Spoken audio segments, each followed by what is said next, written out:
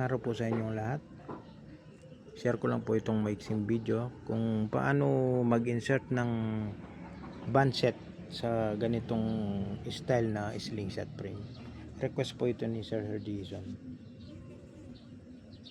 Bali mag-fold lang po tayo ng 2 times na ganito kalapad. Naka-fold po yan, hindi po siya naka-roll. Tapos sila ng magkabilang dulo, i-shoot lang po sa groove hanggang makarating dun sa butas. Tapos pag nakalapat na, i-twist lang ng konti para mag-lock. Ganyan na po ang kalalabasan yan.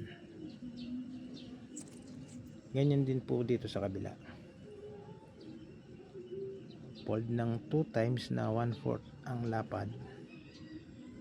Tapos sila ng magkabilang dulo, pasok lang sa groove hanggang makarating sa butas, tapos i-twist ng konti para mag-lock. Hindi po yan basta-basta mahahablot o matatanggal. Kaya pag nagtanggal ka ng band set, dito mo rin siya hihilahin. Yan. Ganyan lang po siya kadali. Maraming salamat po.